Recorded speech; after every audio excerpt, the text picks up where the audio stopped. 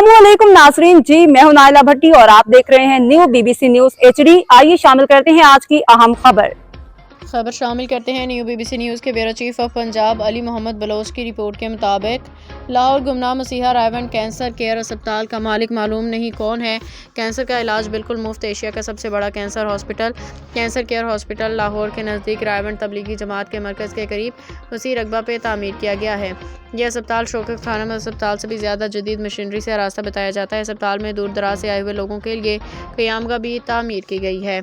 सिर्फ साहिब हैसियत लोगों से इलाज के मुनासिब पैसे लिए जाते हैं। यहाँ पे मरीज़ आ रहे हैं जिनका इलाज मुफ्त किया जा रहा है। यहाँ पे इलाज मरीज़ों के लिए 250 बेड्स का अलहदा ब्लॉक कायम है, जहाँ इलाज मरीज़ों को डेथ तक रखा जाता है और उनकी ज़िंदगी में तकलीफ को और मुमकिन कम किया जा सकता है। यहाँ पाकिस्तान के नामवर इंतहाई तजर्बाकार डॉक्टर साहिबान की टीम काम कर रही है। अस्पताल में मरीज़ों उनके लवाकिन के लिए एक आलीशान जदीद सहूलतों से आरास्ता मस्जिद भी तामीर की गई है।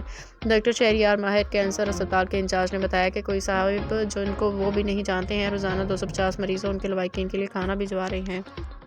अब तक के लिए इतना ही। मज़ीद खबरों और अपडेट्स के लिए देखते रहें न्यू बीबीसी न्यूज HD।